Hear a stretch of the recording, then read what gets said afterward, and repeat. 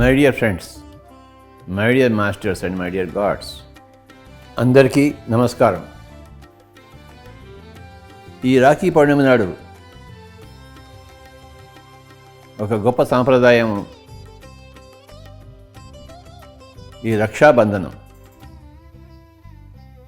ఆలోచించి చూస్తే మనకి ఏ రక్షాబంధనము అక్కర్లేదు. ఆత్మకి రక్ష అవసరం ఏముంది? ఆత్మ ఎప్పుడు చావంది కదా, ఇంకా దేనికి మన రక్షణ కోరుకోవాలి? ఈ రక్షణ కావాలి అన్న ఆ భావనే బంధం. కేవలం నేను శరీరం అనుకుంటే నాకు రక్షణ కావాలి, నేను చావకూడదు, అది అందరి భావన. చావకూడదు కనుక నాకు రక్ష కావాలి, పాహిమాం పాహిమాం, నన్ను రక్షించండి రక్షించండి అని వేడుకుంటూ ఉంటాను. దేని నుంచి రక్షించాలి బాబా? చావు నుంచి రక్షించాలా? చావు అన్నది లేనే లేదు కదా. అవమానం నుంచి రక్షించాలా? అవమానం అన్నది లేనే లేదు కదా. నువ్వు శరీరమే కాదు, చావు లేదు. నువ్వు మనస్సే కాదు, నీకు అవమానం లేదు. నువ్వు బుద్ధి అనేది కాదు, ఇంకా అజ్ఞానం ఎక్కడ ఉంది? శరీరవత్ చావు లేదు, మనస్సువత్ అవమానం లేదు, బుద్ధివత్ అజ్ఞానం లేదు. మనమంతా భగవంతులం. ఇంకా మనకి రక్ష ఎందుకు? దేని నుంచి రక్ష కావాలి మనకి?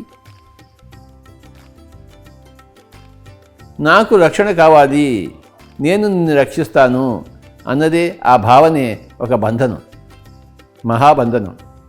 నేను నీకు ఈ తాడును కడతాను, అది నీకు రక్షగా ఉంటుంది,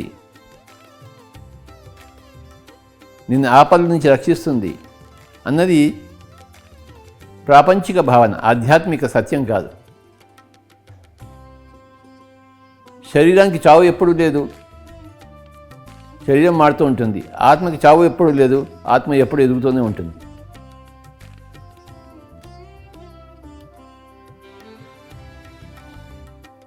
మనసుకి ఎప్పుడూ అవమానం లేదు, అన్ని అనుభవాలు పుట్టే పరంపరే.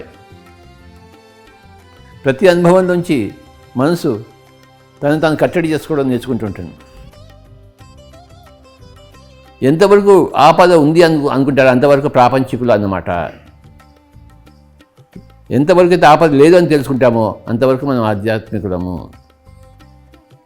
నువ్వు శరీరమే కాదు చావడానికి, నువ్వు ఆత్మవు, సర్వత్రా ఆత్మవు, సర్వాత్మవు. ఇంకా రక్షణ ఏమిటి? ఈ ఆపద ఉంది అన్న భావనే, నాకు రక్షణ కావాలన్న భావనే, అదే బంధనము, రక్షాబంధనము.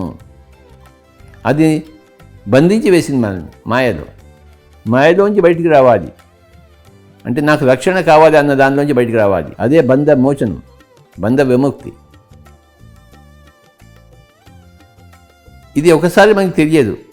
నువ్వు ఆత్మవు అని మనం వింటుంటే దాన్ని స్వాధ్యాయం చేస్తుంటే దాని అనుభవం ధ్యానంలో మనం తెచ్చుకుంటుంటే మనకు సర్వము విదితం అవుతూ ఉంటుంది. నాకు రక్షణ కావాలి అన్న ఆ భావనే ఒక మహాబంధనంగా తయారవుతుంది. My dear friends, my dear masters and my dear God's, ఈ రాఖీ పౌర్ణమి సందర్భంగా, ఈ రక్షాబంధనం సందర్భంగా మనం ఈ కాన్సెప్ట్ చెప్పుకుంటున్నాం.